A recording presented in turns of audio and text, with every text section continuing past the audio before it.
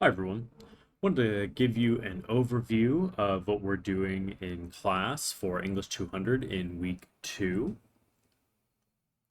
So to find that information, I am going to, well, I have a couple of options. I can scroll down here to the week 2 folder, or I can go up here to the content button, which as I've told you before, this is my preference.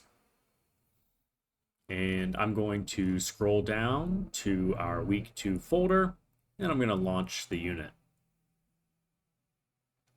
So this week is going to focus on professional communication. This week, we cover the basics for professionally written communication.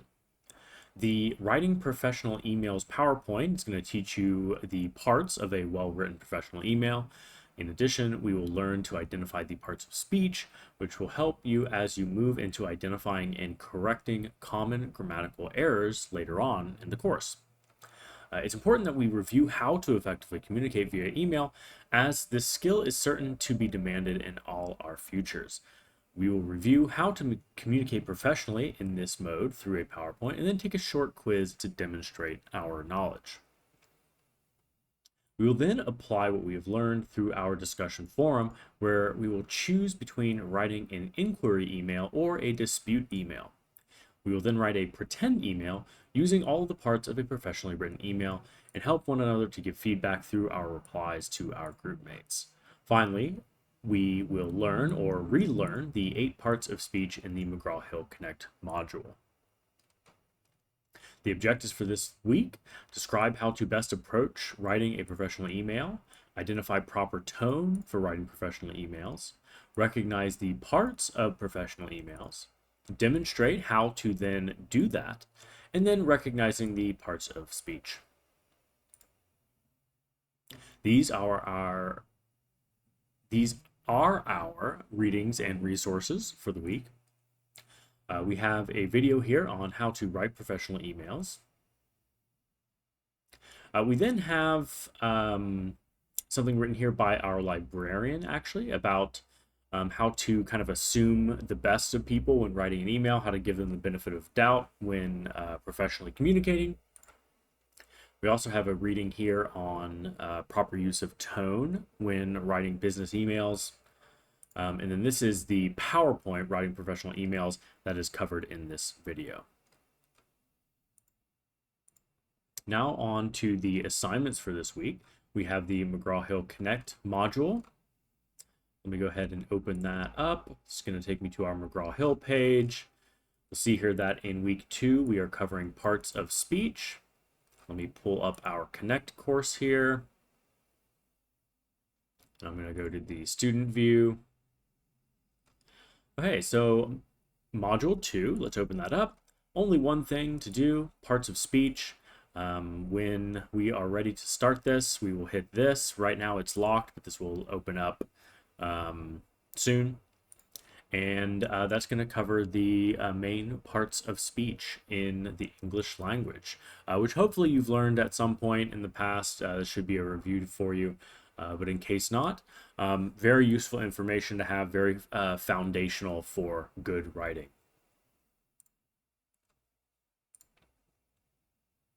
All right, let me go back to the assignments for week 2. So we took a look at the McGraw-Hill Connect module.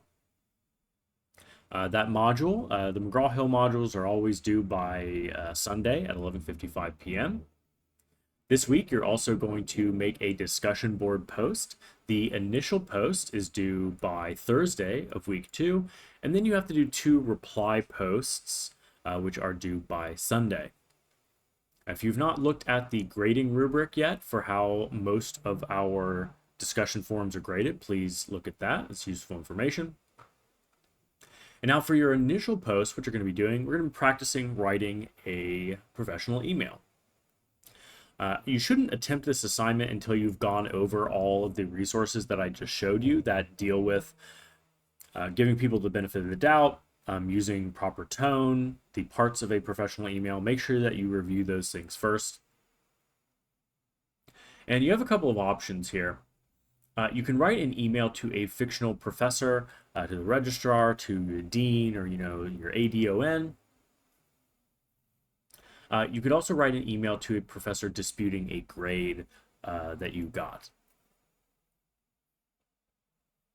And then what you're going to do in the actual post is just write a pretend email to that person. It can be about pretty much anything you want. Again, this is you're creating your own scenario. If you want to base your email off of something that actually has happened to you, that's fine.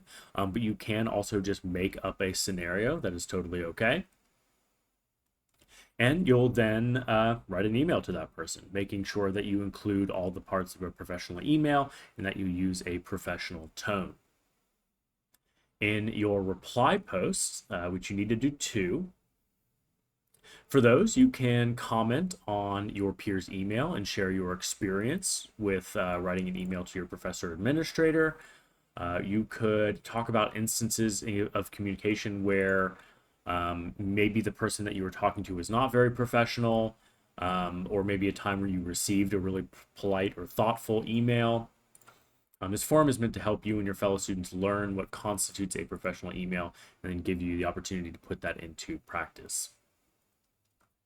Your initial post needs to be a minimum of 250 words. And then your reply posts need to be a minimum of 100 words each.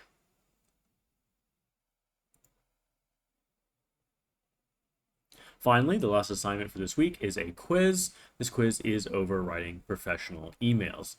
Probably shouldn't attempt this quiz until, again, you have gone over the materials. This is due by Sunday of week 2 at 11:55 p.m. Let me back up to the discussion real quick.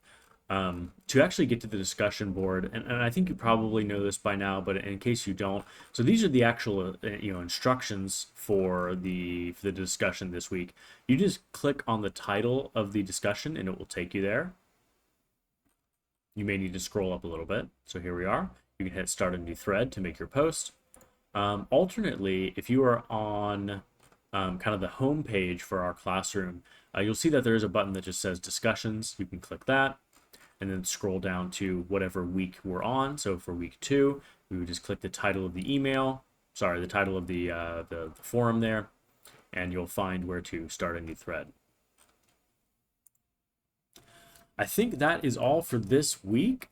I will be sending out this video in an announcement here pretty soon. If you have any questions for me, please let me know. I would be happy to help.